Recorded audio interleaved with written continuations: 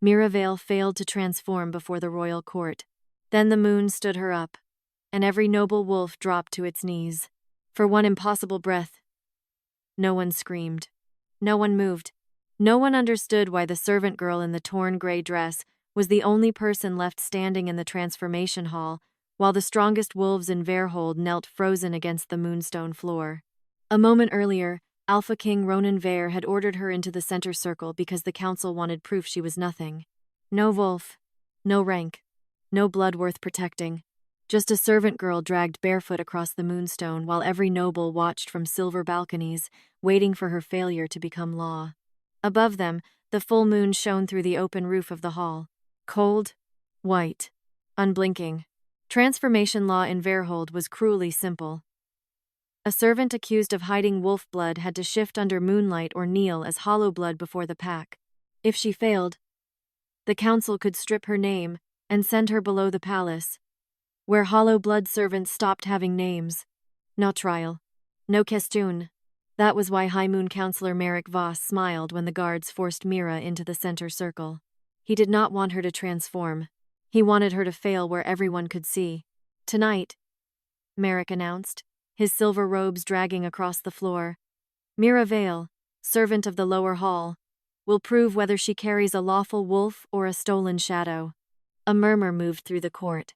Stolen shadow. The accusation landed colder than hollow blood. Mira kept her head lifted, though her knees wanted to shake. She had scrubbed this hall for 7 years. She knew every crack in the moonstone, every drain where old ritual blood had been washed away, every noble who looked through servants until they needed someone to blame.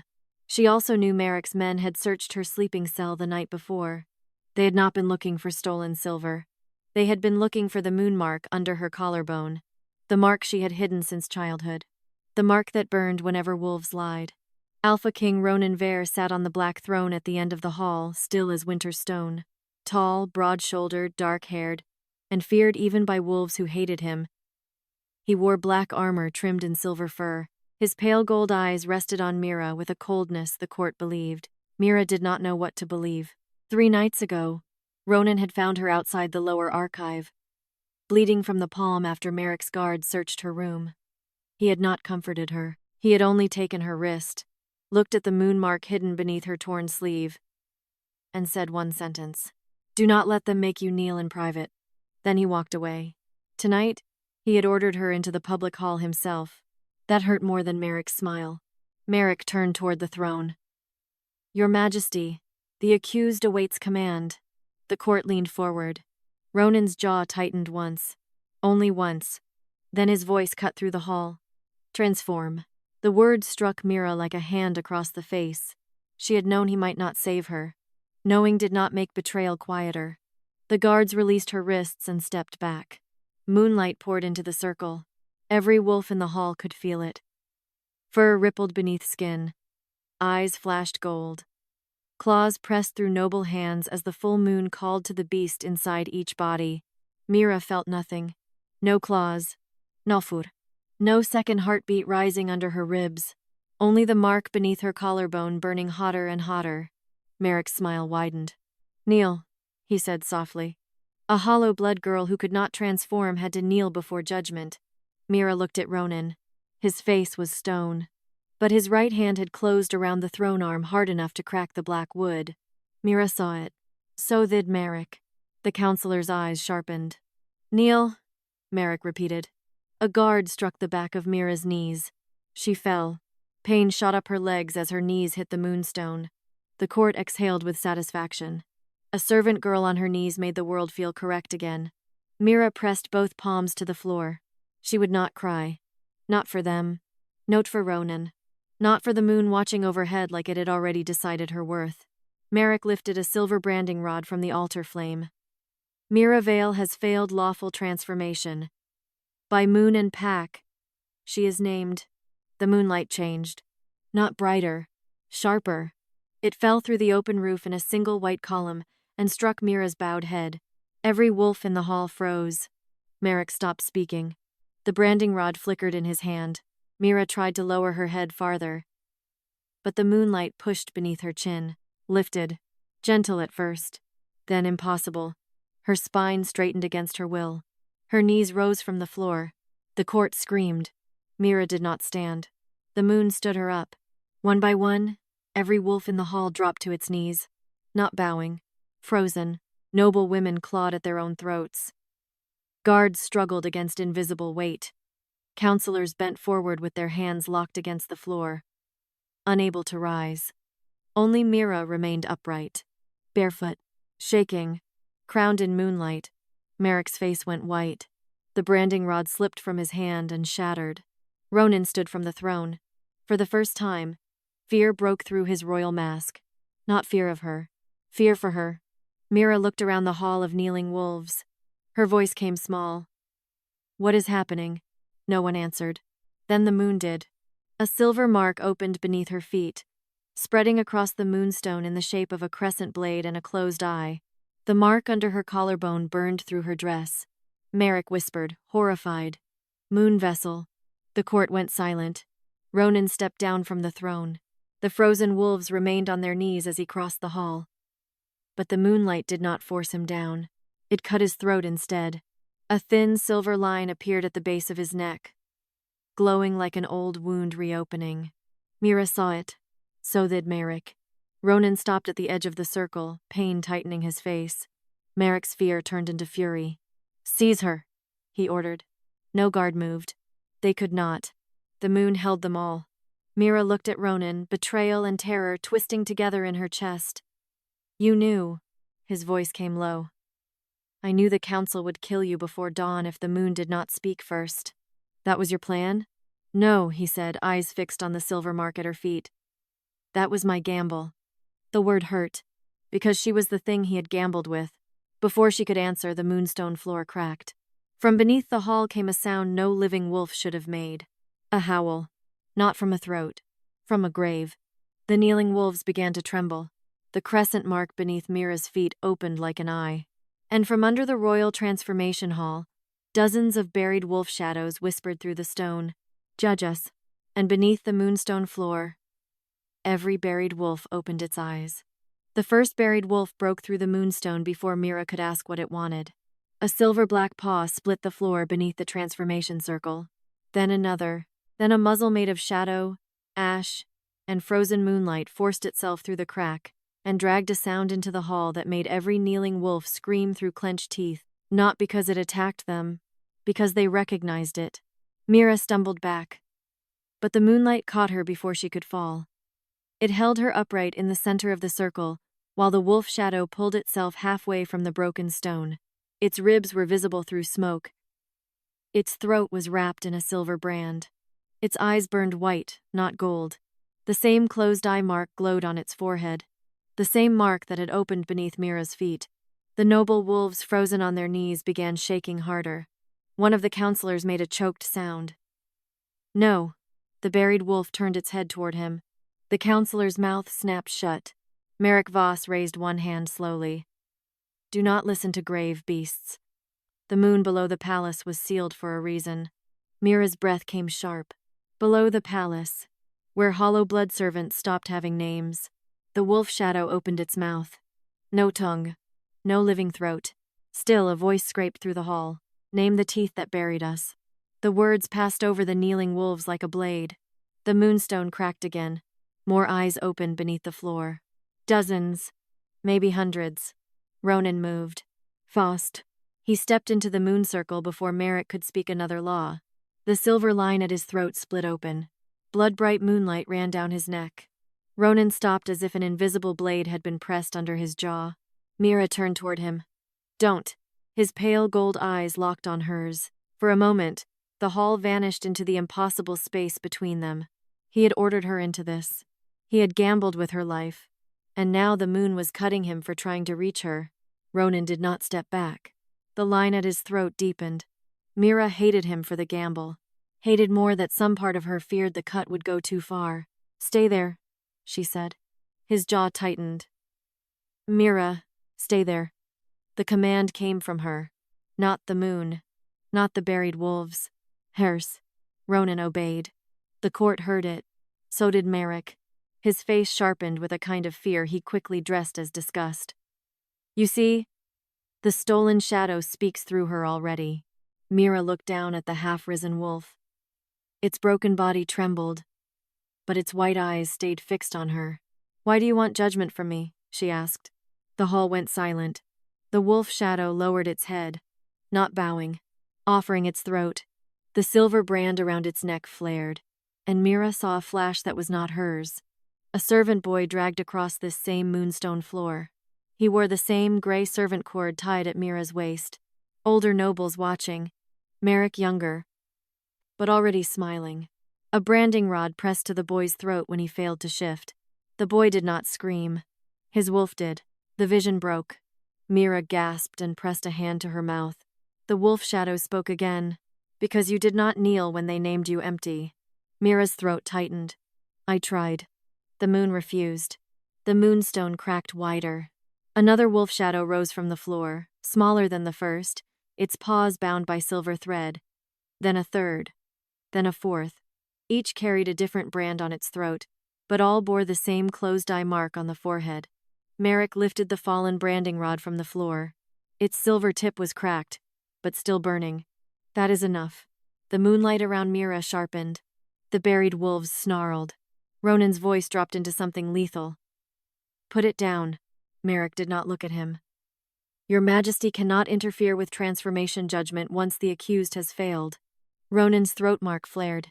The old law cut him again. Mira saw him swallow blood. Merrick smiled. That was the trap. Not only around her, around Ronan too.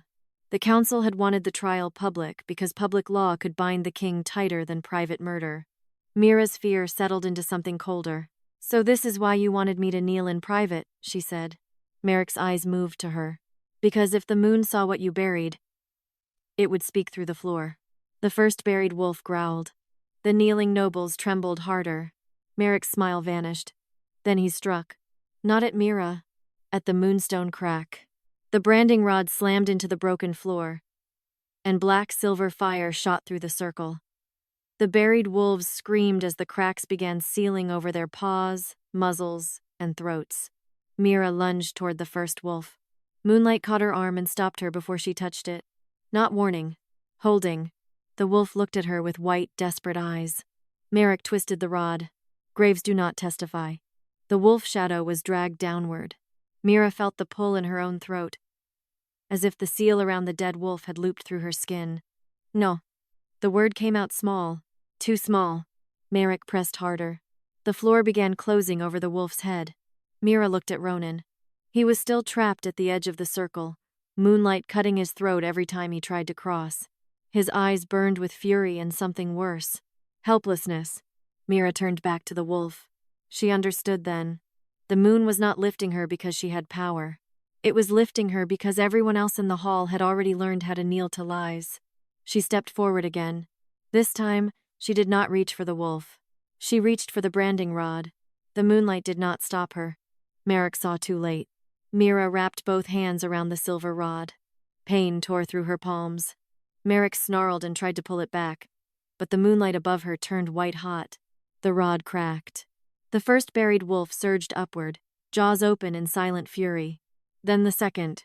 Then the third. The floor broke around Mira in a ring of silver light. The buried wolves did not attack the court.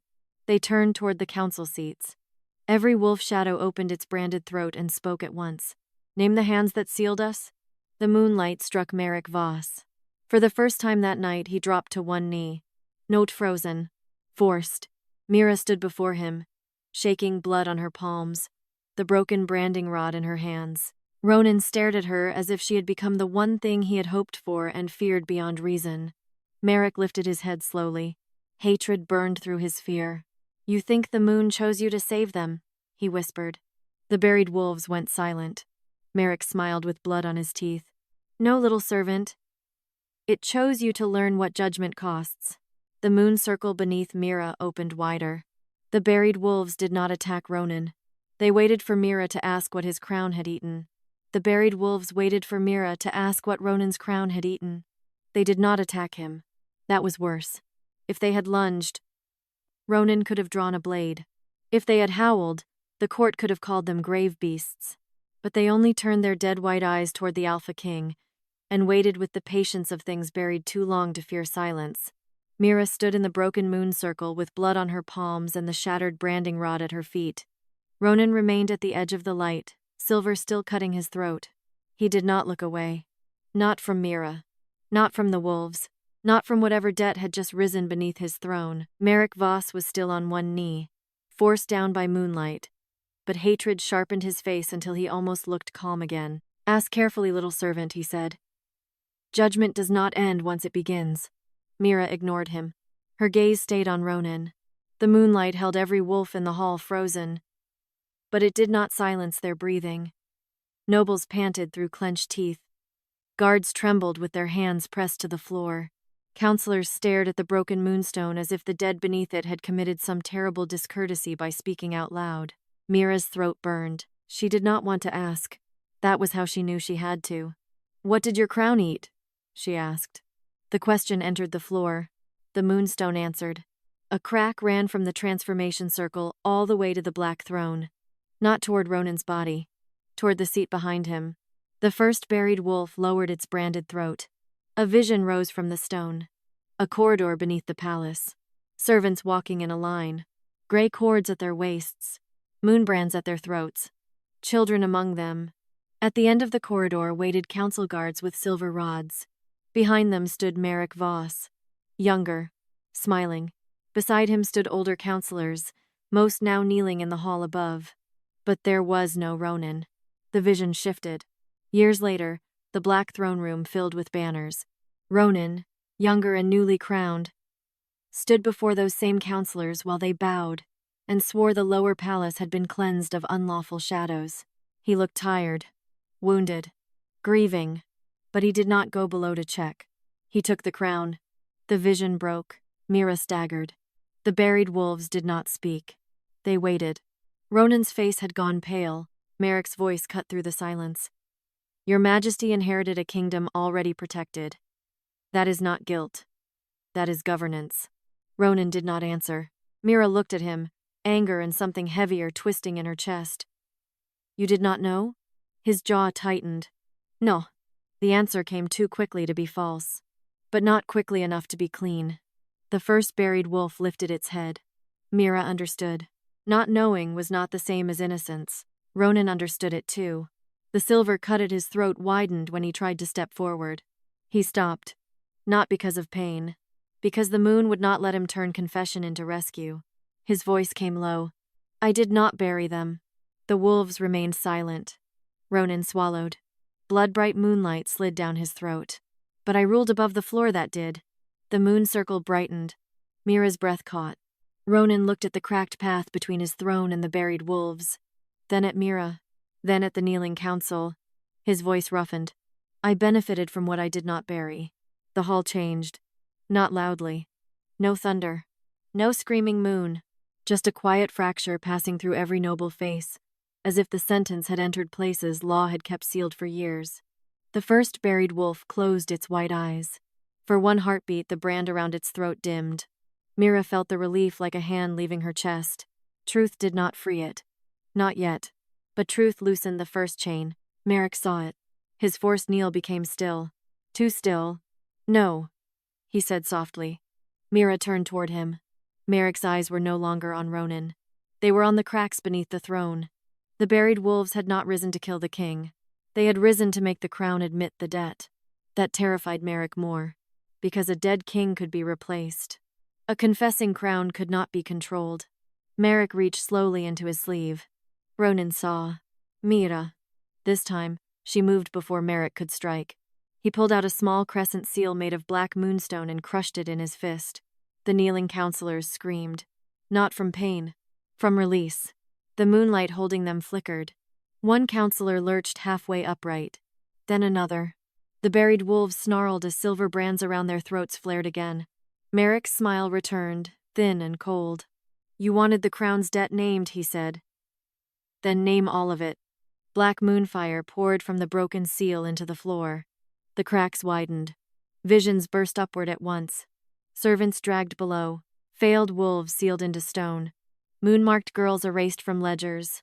Counselors signing orders. The throne above all of it. polished clean every winter. Mira cried out and dropped to one knee. The moon tried to lift her. The visions pulled her down. Ronan moved again. The silver line cut deeper. This time, he did not stop because of the pain. He stopped because Mira lifted one hand. "Do not cross for me." His face tightened. "You are drowning in their memories." "Then help me name them." Ronan went still. Mira forced herself upright, shaking so hard her blood dripped onto the moonstone. "Not as king above me," she said. His eyes locked on hers. "As witness beside me." The word witness struck the buried wolves. One by one, their dead white eyes turned back to Ronan. The moonline at his throat loosened by a hair. Not enough to free him. Enough to let him breathe. Ronan lowered himself to one knee at the edge of the circle. Not forced. Chosen. The court saw. Merrick's face twisted. Ronan placed one blood-marked hand on the cracked moonstone. "I name the first debt," he said. The buried wolves went silent. Mira stared at him. Ronan's voice was rough but steady. The crown called servants hollow so it could take them without mourning. The first crack beneath the throne filled with silver light. A buried wolf shadow rose fully from the floor, no longer trapped halfway through stone. Its brand split and fell from its throat like dead metal. It did not attack. It looked at Ronan, then at Mira, then bowed its head once and stepped aside. Behind it, the floor opened deeper. Dozens more wolves waited below. Merrick lifted his crushed seal again, black moonfire dripping between his fingers. "You think one confession breaks a century?"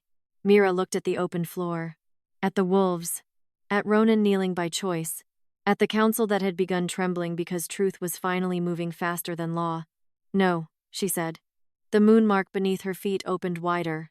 "But it begins one," the buried wolves answered. Not with a howl, with names. One name rose from the floor, then another, then another. Servant names, wolf names, girls who had failed to transform, boys who had been branded before they learned what wolf blood meant. The names circled Mira like cold fire. They did not enter her gently. They entered like doors being kicked open. She swayed. Ronan reached toward her. "Stopped?" asked with his eyes. Mira hated that she understood, hated that it mattered. "Yes," she whispered. He caught her elbow, careful and shaking, keeping her standing without pulling her behind him. The moonlight did not punish him. Merrick saw that too. For the first time, real fear broke through his hatred. Mira lifted her bloodied hand toward the opened floor. "Why me?" she whispered. The first freed wolf turned its white eyes to her. Its voice came softer now. "Because the moon does not choose the strongest wolf." The crescent mark beneath her feet blazed. "It chooses the one who will not confuse judgment with revenge." The words struck the hall harder than any howl. Ronan looked at Mira as if the answer had wounded and saved him at the same time. Merrick rose suddenly. Not freed. Forcing himself upward through the moonlight with black fire burning around his knees. "If judgment is not revenge," he said, voice shaking with fury, "then let her judge what happens when mercy feeds the guilty." He slammed his palm onto the cracked floor. The moonstone beneath the council seats split open, and from below the buried wolves dragged up a living child with a silver brand already burning around her throat. The child did not scream when the buried wolves dragged her into the moonlight. That frightened Mira more than screaming would have. The little girl could not have been older than 8. Her bare feet scraped across the cracked moonstone. Her gray servant dress was torn at one shoulder. A silver brand smoked around her throat, fresh enough that the air still smelled of burned moon metal. Her eyes were open. Too still. Too empty. The buried wolves released her at the edge of the circle and stepped back. Not abandoning her. Presenting her. Mira's blood went cold. The child lifted one trembling hand to the brand at her throat, but no sound came out. Merrick Voss smiled from the broken council seats. "There," he said softly. "Mercy." Ronan rose at the edge of the moon circle. "What did you do to her?" Merrick did not look at him. "I spared her." The word made the buried wolves bare their teeth. "She was marked for below," Merrick continued. "Failed wolf. Blood. No shift. No lawful beast. By old judgment, she should have been sealed under the palace with the others." The child swayed. Mira stepped toward her. The moonlight allowed it. Ronan moved too, but the silver cut at his throat flared again, stopping him at the circle's edge. This time, He did not waste breath fighting the line. He looked at Mira. "Tell me what to do." The court heard him. So did Merrick. Mira did not look away from the child. "Keep him from touching the floor." Ronan understood before she explained. Merrick's black moonfire still leaked through the cracks beneath the council seats. If it reached the child's brand, it would drag her below again. Ronan turned and drove his sword into the moonstone between Merrick and the broken circle. Silver sparks burst outward. The black fire recoiled. Not destroyed. Blocked. The effort drove Ronan to one knee, but he held the blade with both hands. Action. Not confession. Not apology. A choice made with blood and weight. Mira reached the child. "What is your name?" she asked. The girl's mouth opened. Nothing came out. The brand tightened. Mira saw the pain in the child's eyes and nearly lost her breath. Merrick's voice slid across the hall. "She has no name while judgment is pending." Mira turned on him. "She is a child. She is evidence," Merrick said. "If you spare her, you spare the law that marked her. If you condemn the law, the brand completes its sentence." Ronan's head snapped up. Mira understood the trap. If she chose mercy without naming the guilt, Merrick would use it to protect the council. If she chose punishment, the brand would kill the child and call it judgment. Mercy feeds the guilty. Revenge kills the innocent. That was what he wanted. Not her answer. Her corruption. The buried wolves watched her. The court watched her. The moon watched her. Mira knelt in front of the child and lifted both bloodied hands. The little girl flinched. Mira stopped at once. "I will not touch you unless you let me." The child's eyes filled. Not with tears. With the first sign she had heard. Slowly, she nodded. Mira placed her fingers lightly on the smoking brand. Pain shot through her palms. The mark under her collarbone burned white. A small wolf voice whimpered inside the child's chest. "Not dead. Trapped." Mira leaned closer. "Can you hear me?" The child's lips trembled. The wolf inside her answered instead. A tiny silver growl. Mira closed her eyes. "Then listen. I am not here to judge you." The brand hissed. Merrick's smile faded. Mira opened her eyes and faced the hall. "I judge the hand that put law around a child's throat." The moonlight struck the brand. Not to burn it, to reveal it. Silver lines crawled outward from the child's neck and stretched across the floor like threads, leading to the council seats. One thread to Merrick, one to a moon priest, one to a noble judge, one to the old transformation ledger chained beside the altar. The court saw. Every wolf saw. Ronan's voice came low and lethal. "Names." Mira kept her hand on the brand. "Name yourself." The child tried. The brand tightened. Ronan snarled and pushed his sword deeper into the moonstone, holding back Merrick's black fire as it surged again. "Now," he said through clenched teeth. "Mira." She looked at the child. "Your wolf can say it if your mouth cannot." The child's chest shook. A tiny wolf shadow pressed against her ribs from inside. No larger than a pup. Its eyes opened beneath her skin, silver and terrified. Then a voice came out. Small, ragged, but alive. "Lusa." The brand cracked. The child gasped. Sound returned to her throat. Mira caught her before she fell. The buried wolves exhaled as one. Not relief. Recognition. Merrick slammed his palm onto the council stone. "Wrong judgment." Black moonfire surged around Ronan's sword and shot toward the child. Ronan abandoned the blade and threw himself into its path. The fire struck his armor and drove him back across the moonstone. He hit the floor hard, smoke rising from his chest. But the fire did not reach Lysa. Mira's heart lurched. "Ronan." He pushed himself up on one arm, face pale with pain. "Finish it. Not save me. Finish it." Mira turned back to the brand. The council threads trembled. Merrick was trying to pull them back into the floor. Mira pressed her bloodied palm over Lysa's cracked mark. "I name the judgment," she said. The moon circle went still. Mira's voice shook, but did not break. "The child is not guilty for surviving a law made to erase her." The brand split open. Lysa screamed then. A real scream. A living scream. The silver band shattered from her throat and fell in pieces across the moonstone. From her chest, the tiny wolf shadow leapt free, shaking and luminous. then curled protectively around the girl's feet. The hall erupted. Not in applause. In panic. Because one living child had been named innocent, and the law had broken instead of her. Merrick staggered backward. The thread connecting him to Lysa's brand burned black. Mira looked at him. That is judgment. The buried wolves lifted their heads. Ronan rose slowly behind her, one hand pressed to the smoking wound across his armor. He stood beside Mira. Not in front. Not above. Beside. The moonlight did not cut him this time. Merrick saw. His face hardened into something colder than fear. You think freeing one child proves mercy? He asked. Mira held Lysa close. No.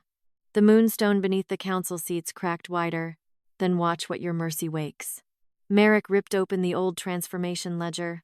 Every page burst into black flame. Below the palace, something answered. Not wolves this time. Children. Dozens of small voices rose from under the floor, all whispering the same question. Are we still named? Lysa clung to Mira's dress. Ronan's face went white. And beneath the moonstone, every erased child began knocking from the dark. The first child knocked from under the moonstone. Then another. Then dozens. Small fists struck the floor beneath the royal transformation hall. Soft at first, then faster, until the whole chamber sounded like a buried nursery trying to wake. Are we still named? The question rose through the cracks. Not one voice. Many. Lysa clung to Mira's torn gray dress. Her freed wolf-pup shadow curled around her ankles and trembling. The broken silver brand lay in pieces on the moonstone, still smoking. Mira could not move. The children were alive. Or something close enough to alive that fear had learned their voices. Ronan stood beside her, smoke still rising from the black burn across his armor. His face had gone pale. Not from pain, but from recognition. Below the palace, where hollow blood servants stopped having names, Merrick Voss held the burning transformation ledger open with both hands. Black flame ate through the old pages, but the names written there did not vanish. They screamed. You wanted mercy, Merrick said. Then answer them all. The moonstone cracked wider. Tiny fingers appeared in one split. Gray with dust. Shaking, Mira dropped to her knees at once. Ronan moved with her, driving his sword across the crack to stop the stone from closing on the child's hand. The blade bent under the pressure. He held it anyway. Pull, he said. Mira grabbed the little fingers. Cold. Too cold. She pulled. A small boy slid halfway from the crack. His throat marked by an old silver brand that had faded into his skin like a second collar. His eyes were open, but empty from too many years in the dark. Lysa made a broken sound. She knew him. Arin, she whispered. The boy's eyes flickered. The brand around his throat cracked once. Not enough. Merrick's black ledger flame surged. The crack tried to swallow him again. Ronan braced his shoulder against the moonstone and shoved upward, holding the floor apart with his body. The silver line at his throat reopened. Blood-bright moonlight ran down his neck. He did not look at the wound. Mira, he said through clenched teeth. She placed both hands on Arin's brand. Pain tore into her palms. The moon mark under her collarbone answered. What is his judgment? Merrick asked softly. If you free him, you free every child whose family signed the ledger. Every guilty parent. Every silent house. Every noble who paid to forget. Mira understood the trap. If she named the children innocent, Merrick would claim she pardoned everyone who sold them. If she named the guilty, the ledger would burn the children with the crime. Mercy feeding the guilty. Revenge eating the innocent.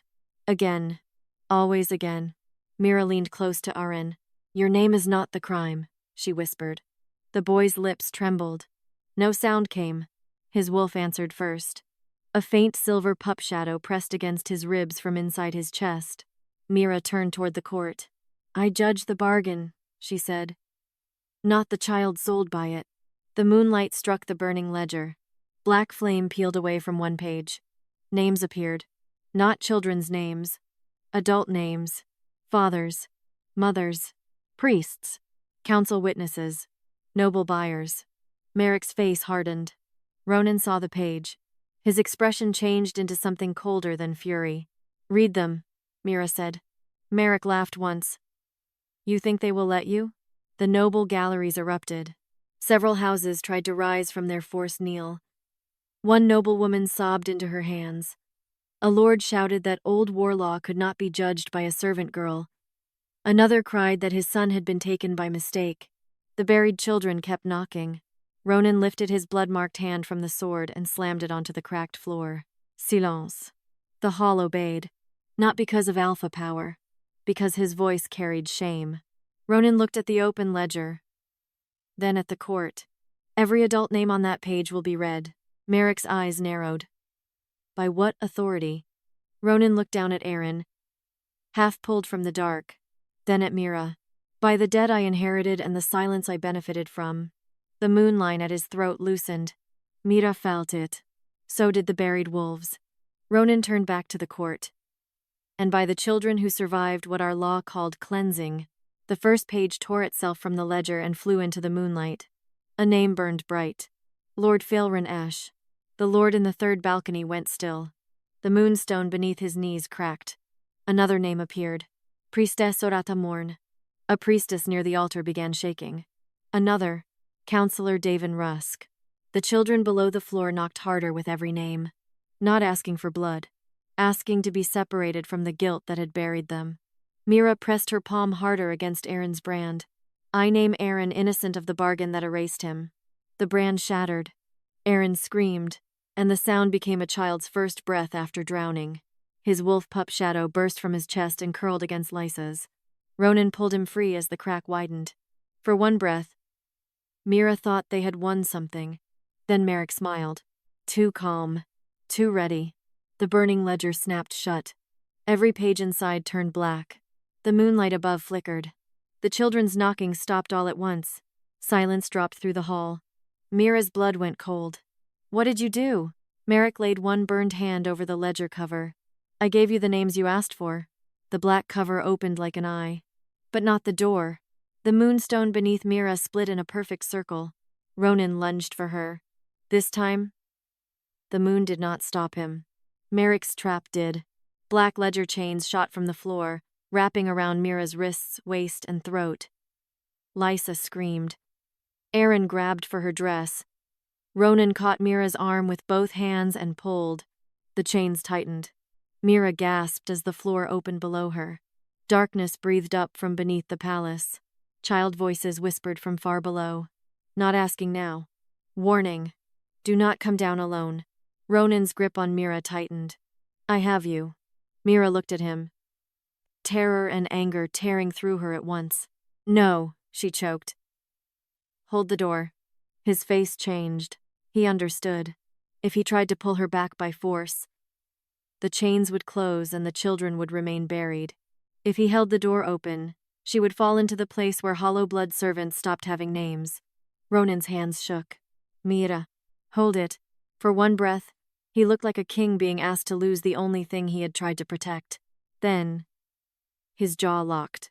He released her arm and drove both hands into the broken moonstone, holding the black circle open as the ledger chains dragged Mira down. The last thing she saw was Ronan above her, bleeding into the floor, keeping the door from closing. The last thing she heard was Merrick's voice. Now let the moon vessel judge in the dark. Mira fell beneath the palace, and every erased child whispered her name. Mira fell through the place where names went to die. The darkness beneath the palace did not swallow her all at once. It opened in layers. First stone, then cold air, then whispers, then small hands reaching from walls made of old moonbone. The ledger chains dragged her downward until her feet struck a floor of black glass. Pain shot up her legs, but she stayed upright. Above her, the circle of moonlight remained open far overhead, held by Ronan's bleeding hands. Tiny, distant, still there. He had held the door. For one breath, Mira hated that it mattered. Then the children stepped from the dark. Dozens of them, some older than Lysa, some younger than Aaron. Some so small their gray servant cords hung loose around their waists. Every throat bore a silver brand.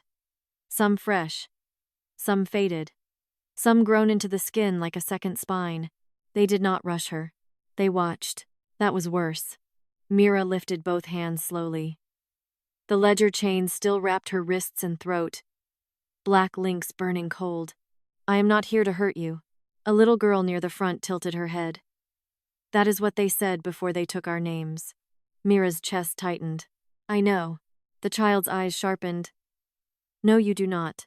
The words landed clean, cruel because they were true. Mira looked at the children. At the brands. At the hollow dark behind them, where more eyes waited. No, she said. I do not. But I came down. The children stirred. Above, Ronan's voice echoed faintly through the open moon circle. Mira. The ledger chains tightened around her throat before she could answer. Merrick's voice spilled from the black links, smooth and close. Careful. If you call to him, the door closes. Mira went still. The children looked upward. Hope flickered in their faces. Then fear crushed it down. They had learned what hope cost.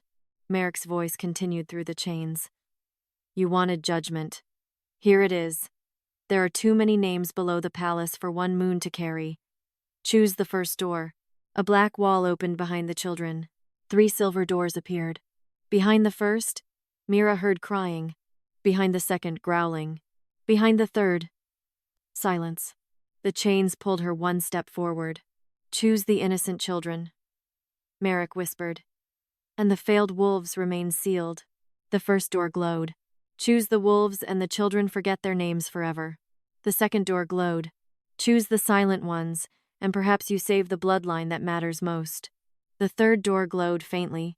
Mira's stomach turned cold. There it was. The trap wearing Mercy's face. Choose who deserved to be saved first. Choose whose pain counted more. Choose wrong. And Merrick would call the dead proof that judgment always killed someone. A small boy stepped forward from the group. Are you going to choose? Mira looked at him. His brand was old. His eyes were young. What is your name? The boy flinched. The other children pulled back. The brand at his throat smoked. I asked your name. Mira said softly. Not your worth. The boy's lips trembled. The brand tightened. Mira stepped closer. The ledger chains cut into her wrists, but she ignored them. You do not have to answer if it hurts. The boy stared at her, then whispered. Tavin. The black glass floor cracked beneath him. A thin silver line ran from his feet to the first door. Then to the second. Then to the third. Mira understood. His name did not belong to one door. None of them did. Names crossed every category the council had used to divide them. Child.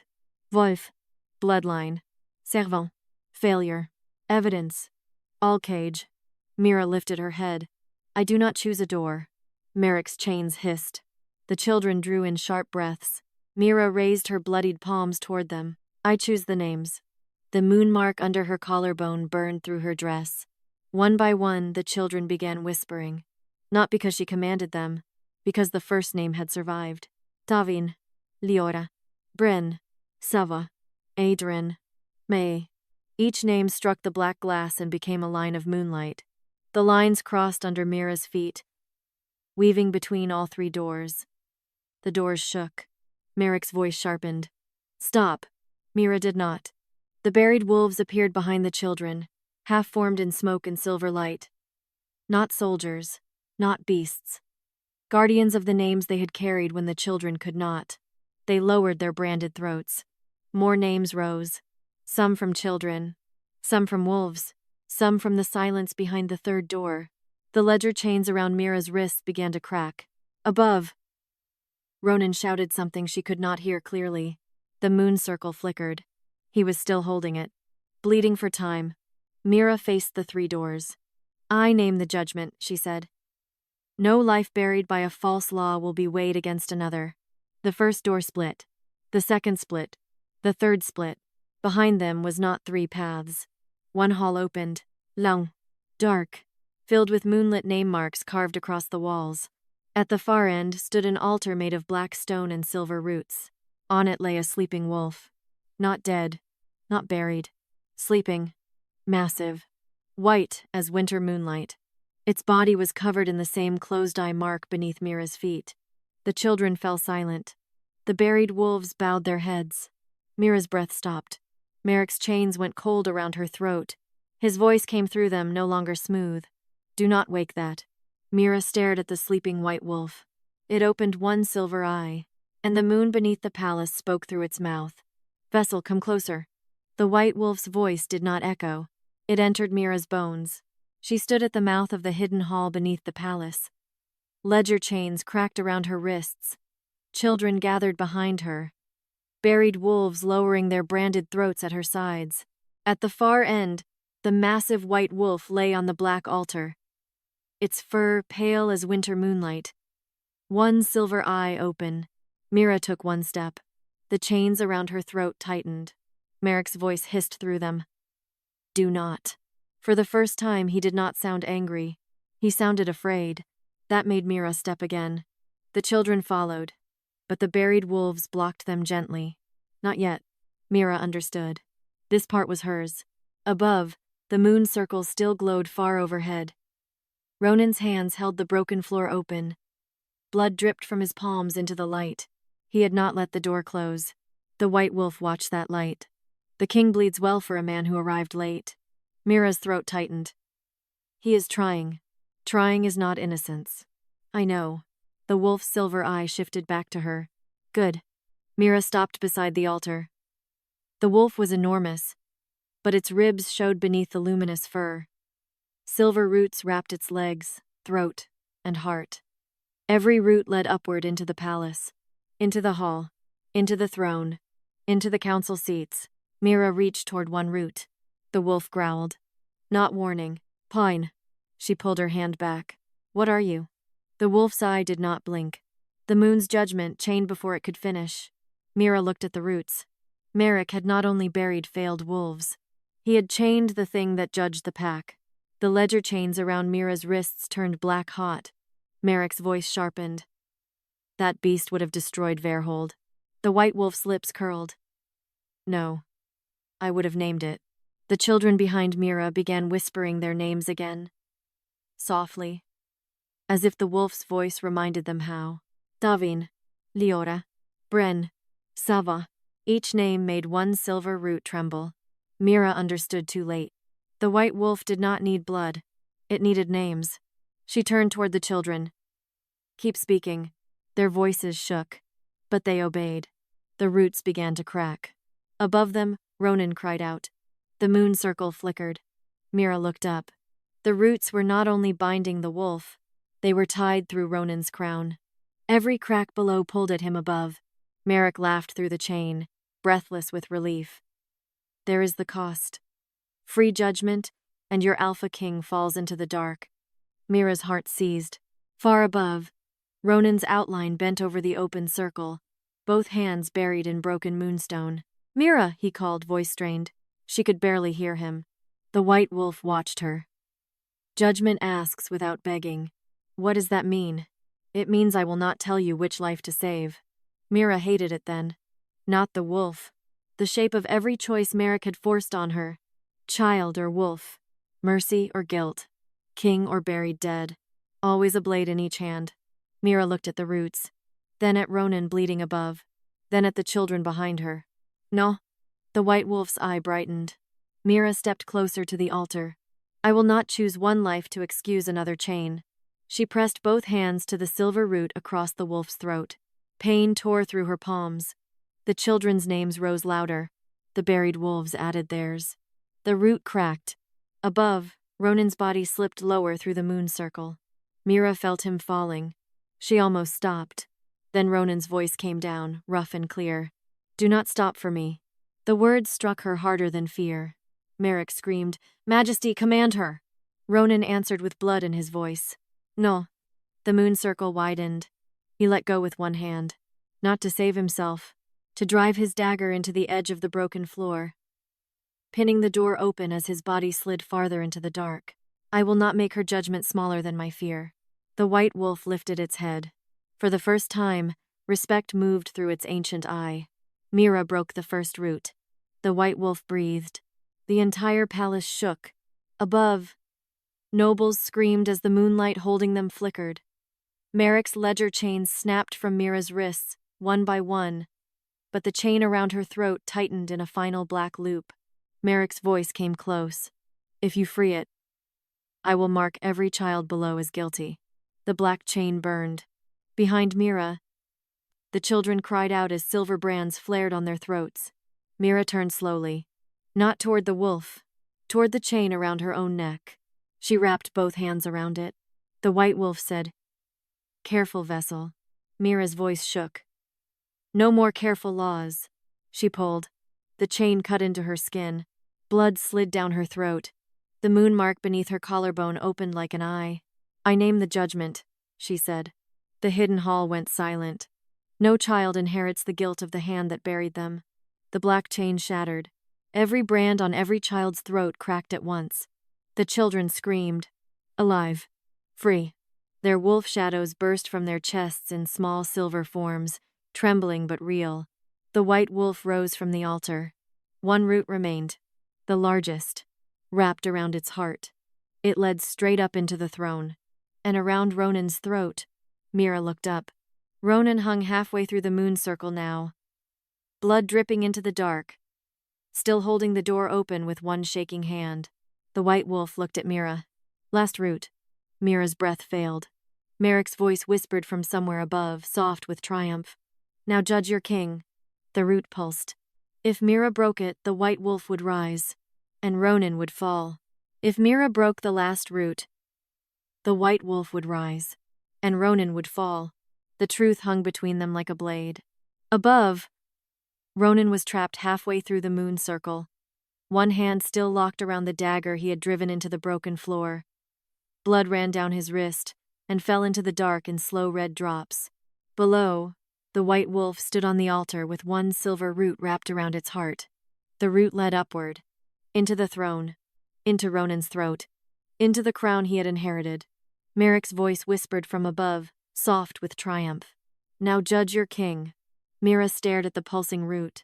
The children behind her were free, but trembling. Their small wolf shadows pressed close to their legs. The buried wolves stood silent along the walls. The white wolf waited, ancient and still, refusing to beg. Ronan looked down at her. He understood. If she broke the root, he might die. If she spared him, judgment stayed chained. Mira's hands shook. Merrick wanted her to choose revenge and call it justice, or choose mercy and leave the oldest chain unbroken. Both choices belonged to him, so Mira refused them. She looked up at Ronan. "What did the last root feed?" The hidden hall went silent. Merrick hissed, "Do not answer her." Ronan's grip tightened on the dagger. The silver root at his throat burned bright. His face twisted with pain. But he did not look away from Mira. "My crown," he said. The root pulsed. The white wolf's heart beat once beneath the silver. Mira's voice shook. "Say all of it." Ronan closed his eyes for one breath. When he opened them again, the king was still there. But so was the man underneath him. The throne fed on judgment so kings could rule without being judged. The white wolf lifted its head. The root cracked. Merrick screamed, "Stop!" Ronan kept speaking. "I inherited a court where servants disappeared beneath the palace. I inherited laws that called children hollow. I inherited counselors who buried wolves and gave me a clean hall to rule from." His breath broke, and I accepted the clean hall. Mira's throat tightened. The last root trembled. Ronan's voice dropped lower. "I benefited from what I did not bury." The words passed through the hidden chamber. The buried wolves did not howl. They listened. The white wolf closed its silver eye. The root around its heart loosened. Not enough. Mira understood. Truth had opened the chain. But it needed choice to break. She stepped to the altar and placed both hands on the final root. Pain shot up her arms. Above, Ronan's body dropped another inch through the moon circle. The dagger scraped against stone. Mira looked up. "Hold the door." His voice came strained. "I am—" "No," she said. "Hold it as witness, not as king." Ronan looked at her. Then he let his crown command fall silent. No Alpha order. No royal force. Only his bleeding hands on the broken moonstone. "I witness," he said. The final root blazed white. Mira pulled. The root tore halfway from the white wolf's heart. Ronan cried out above her. Mira stopped instantly. Merrick laughed, breathless. "There. Mercy. You cannot finish it." The white wolf opened its eye. "Vessel." Mira looked at it. The wolf's voice was quiet. "Judgment is not painless." "I know. Do you?" Mira looked back at Ronan. He was shaking, barely holding the door open. Then Ronan spoke through clenched teeth. Do not make my pain more sacred than theirs. The words hit her harder than a command. Mira's eyes burned. He had finally understood. Not fully, not enough to erase what he had done, but enough to stop using his suffering as the center of the room. Mira turned back to the root. She wrapped both hands around it. I name the final judgment, she said. The children held their breath. The buried wolves lowered their heads. The king does not die for inheriting the crime. Merrick went still. Mira's voice hardened. But the crown loses every law that fed from it. She pulled. The final root snapped. The white wolf roared.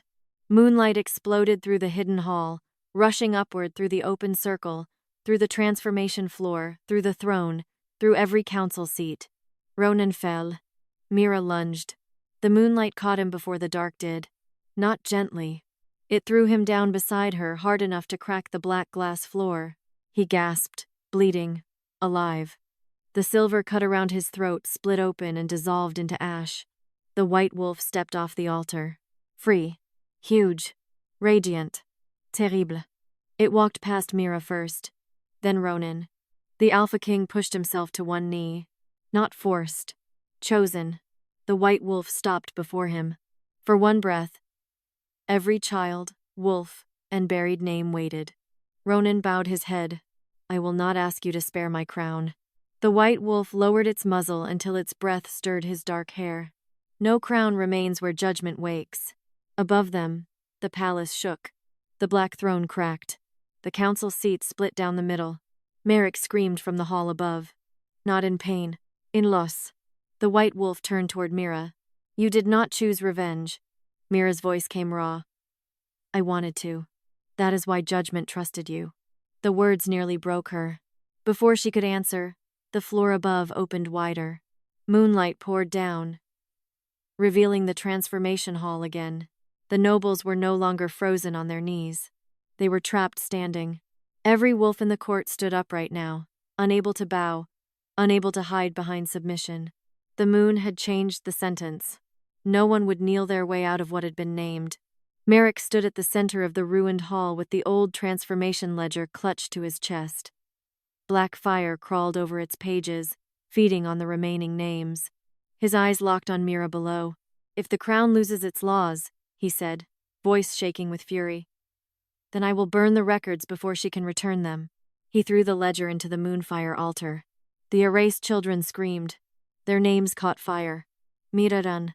Ronan rose beside her, wounded but moving.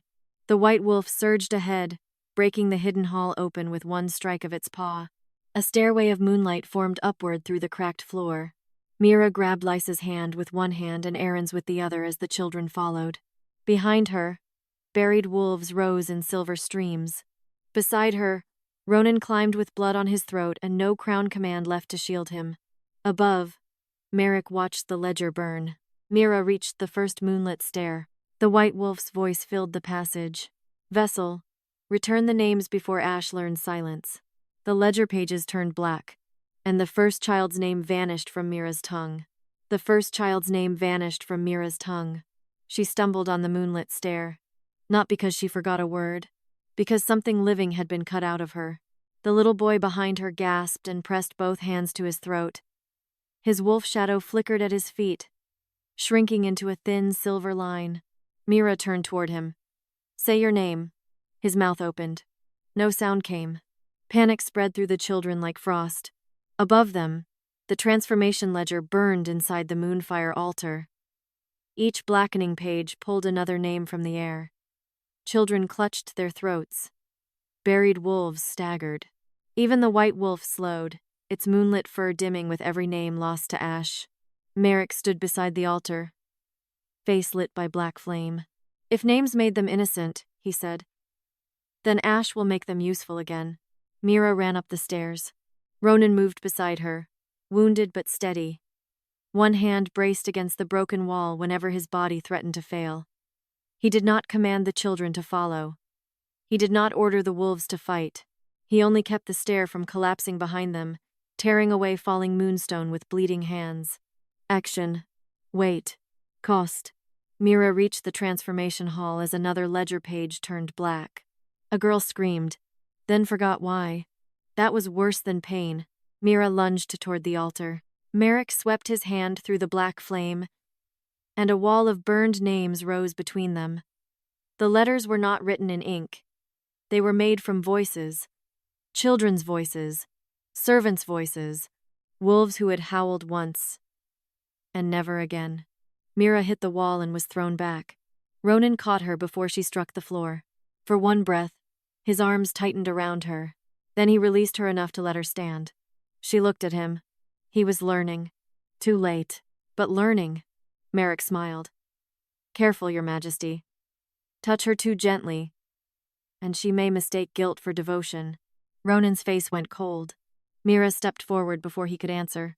No, she said. He does not get to make this about you. The word struck Ronan too. Good. Some truths needed to cut the right person. Mira faced the altar again. The white wolf emerged from the stair behind her, huge and silent. The freed children gathered at the edge of the hall. Lysa held Aaron's hand. The buried wolves formed a half-circle around them, not attacking, not raging, waiting for judgment. Mira lifted her bloodied palms. I name the theft, she said. The black flame flickered. Merrick's eyes narrowed. You stole the names because names made them human before law could make them hollow. The wall of burned voices cracked. One child's name sparked inside it, then vanished again. Mira's heart lurched. Not enough. Ronan stepped beside her. What do you need? Mira looked at the ledger burning in the altar. Then at the court. The nobles were standing now, trapped upright by moonlight. Unable to kneel. Unable to hide behind bowed heads. Their faces were pale with fear. But fear was not confession. Their names were taken by records, Mira said. Then records must answer. Ronan understood. He turned to the court. Bring every servant ledger. No one moved. Ronan's voice sharpened, not with Alpha command, but with something harsher. Shame. Every lower hall list. Every failed transformation record. Every hollow blood sentence. Bring them now, or stand named as Keeper of the Ash. The nobles hesitated. The white wolf opened its silver eyes. The first noble moved, then a priest, then a guard. Servant ledgers were carried from side chambers, altar cabinets, council chests, locked boxes beneath the judge seats. Old books, new scrolls, folded slips of payment, adoption seals, death lists with no bodies. They piled around the moonfire altar. Merrick's face changed. Not panic. Calculation. If you open them, he said. You open every house in Veyrhold. Mira looked at the frightened court. Good. Ronan took the first ledger and placed it before the white wolf. Then he drew his dagger. Mira's breath caught. He cut his own palm and pressed blood to the cover. I name the crown as witness, he said. Not master. The ledger burst open. Names flew upward in silver light. A boy near the stair gasped. Tavin, he whispered, remembering. Another child sobbed. May. Another. Sava. The black flame around the burning ledger shrank. Merrick grabbed the old transformation ledger from the altar, clutching it to his chest, though fire ate his sleeves. These are not children, he snapped. They are failed blood. Failed wolves. Failed vessels. You cannot build a kingdom by returning every weakness to its name. Mira stepped toward him. No, she said. You built one by making weakness nameless. The white wolf lowered its head. The moon mark beneath Mira's feet opened again. Not like an eye this time. Like a scale. On one side, the burning ledger. On the other, the living children. Mira understood the final shape of the test. Judgment did not ask who should die. It asked what must stop. She lifted her hand toward Merrick. I do not sentence you to death. His laugh broke from him, ugly and relieved. Then Mira continued. I sentence your law to be remembered. The scale of moonlight tipped. The burning ledger flew from Merrick's arms and opened above him. Every name he had erased poured out. Not into the fire, but into him. Merrick screamed. Names burned across his skin. Davin, Lysa, Arn, May, Sava, hundreds more. Not killing him, marking him. Every hidden name became a silver scar no robe could cover. The court watched in horror. Mira did not look away. "You will carry what you made them carry," she said. "Until every name is restored aloud." Merrick fell to his knees. This time not forced by the moon, broken by memory. The black flame in the altar died. The erased children inhaled as one. Their names returned to the air. The white wolf lifted its head and howled. The sound shattered the remaining brands beneath the palace. Silver light burst up through every crack in the transformation hall, through the throne, through the council seats, through every closed door below. Children began climbing from the dark. Not shadows. Living. Thin. Terrified. Named. Ronan stared at them, and grief hollowed his face. Mira saw him absorb it. Not as spectacle. As debt. He turned to the court, voice raw. "Open the lower palace." No one answered. Ronan stepped onto the cracked throne path. "Open it, or I tear the hall down stone by stone." The guards moved. Fast. Doors beneath the transformation hall opened for the first time in years. Moonlight rushed down. The children below cried out as it touched them. Not from pain. From remembering sky. Mira swayed. The names had stopped tearing through her, but her body shook with the weight of holding judgment without becoming revenge. Ronan reached toward her. Stopped. "May I?" She hated that the question hurt. "Yes." He steadied her with one hand at her elbow. Careful. Silent. No claim. The white wolf watched them both. Then it turned toward the black throne. One final crack split through the seat. Beneath it, something silver began to rise. Not wolf. Not child. A crown made of moonbone and closed eyes.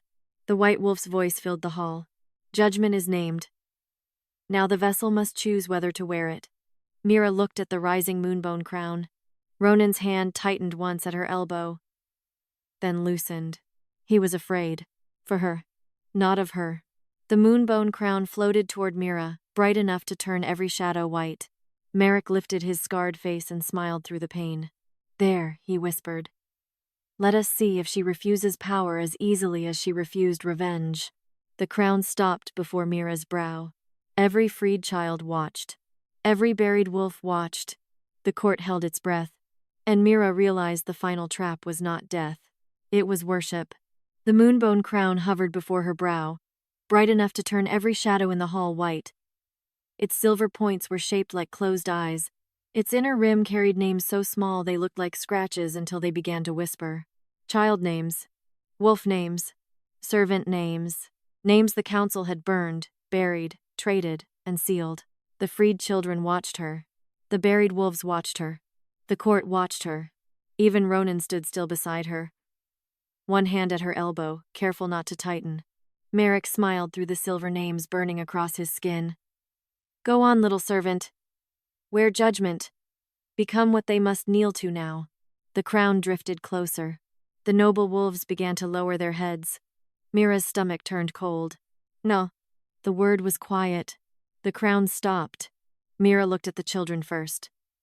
Then the wolves. Then the court that had waited for a new shape of power to obey, because obedience was easier than guilt. No one keels. The hall went still. Merrick's smile faded. Mira lifted her bloodied hand toward the moonbone crown. "If I wear this, you will call me holy and forget what you did." The freed children stared, some afraid, some hopeful, all too young to understand why being worshipped could become another cage. Mira's voice shook but held. "The moon did not raise me so I could stand above the buried. It raised me because everyone else had learned to kneel." The white wolf stepped beside her. Its silver eye gleamed. "Then name your judgment." Mira faced the crown. "I will not wear power made from stolen names." The moonbone crown cracked. A sound went through the court like ice splitting over deep water. Ronan released her elbow, not pulling away, letting the choice stand alone. Mira looked at him once. He understood. For once, he did not try to protect her from the weight of what she had chosen. Mira closed her hand around the crown. It burned. She nearly cried out. Then she pulled it down, not onto her head, but into both palms. The crown broke into hundreds of silver name shards. They flew outward across the hall, not cutting flesh, but striking every ledger, every council seal, every hidden door beneath the palace. Locks shattered. Below the hall, children cried out as the lower chambers opened fully. Moonlight poured down into places that had not seen sky in years. The buried wolves rose from the floor one by one, no longer dragged by brands, no longer bent by silence. Each wolf walked to a child, a servant, a forgotten name, and stood beside them, not as an army, as witnesses. Merrick tried to crawl backward. The silver names on his skin flared. Mira turned to him. "Merrick Voss," she said. "You named children hollow so the council could bury them without mourning." His face twisted. "I preserved the pack. You preserved obedience." The moonlight struck him. He screamed as the last hidden names burned across his throat, his hands, his robes. Not killing him, marking him where every court could see. Mira's voice hardened. "You will live. Every day, you will speak the names you erased.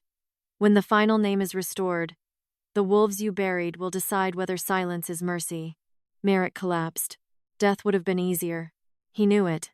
So did everyone watching. Ronan stepped forward then. Not to take over. To answer. He faced the court from the cracked throne path, throat bare where the moonline had cut him. "Veyrhold will hear me," he said. No alpha command filled the words. Only shame. Only truth. "I ordered Mira Vale into this trial because I believed the moon would expose the council before they murdered her in private. I gambled with her life and called it strategy." Mira did not soften. "Good. He deserved that," Ronan continued. "I inherited laws that buried children. I ruled above floors that swallowed servants. I benefited from what I did not bury." The court lowered its eyes. The moon forced them up again. No more hiding. Ronan looked at the open lower palace, where children were being helped into the light. From this breath forward, no servant, child, failed wolf, hollow, blood, or accused shadow will be sent below the palace. Transformation law is broken. The lower chambers are open. Every erased name will be restored before the moon sets, a noble elder whispered. "And if the houses refuse?" Ronan looked at the broken moonbone shards still glowing around Mira's feet.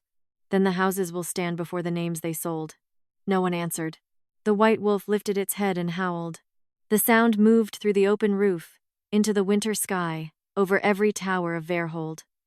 The buried wolves dissolved slowly into silver light, leaving paw prints across the moonstone.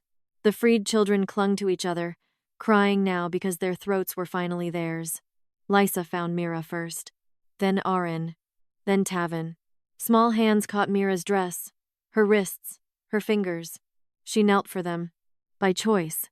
The court watched the girl the moon had refused to let kneel bow only to children who had been buried beneath their law. That was judgment. Not revenge. Not worship. Recognition. Ronan stood a few steps away. Silent. Waiting. Mira rose slowly. Her body ached. Her palms bled. The mark beneath her collarbone no longer burned like a wound. It glowed faintly. A crescent blade around a closed eye. The white wolf came to her and lowered its massive head. "Moon vessel," it said. Mira swallowed. "Am I still only a vessel?" The wolf's silver eye warmed. "Only if you let them fill you with their need." Then it touched its muzzle to the broken crown shards. Years. The pieces melted into the floor, forming a silver path from the transformation circle to the open lower palace. Walk when you choose.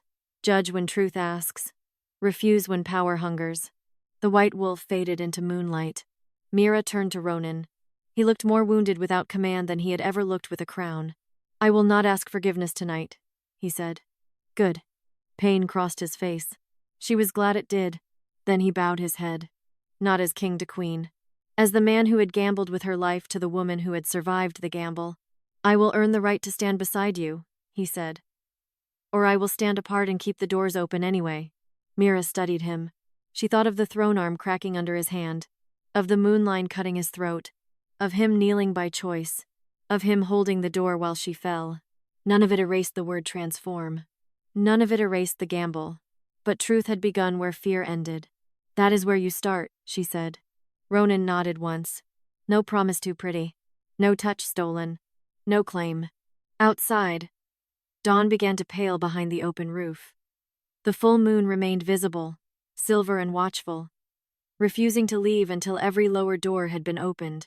Mira stood in the center of the ruined transformation hall. No wolf, no crown, no kneeling court, only children stepping into moonlight.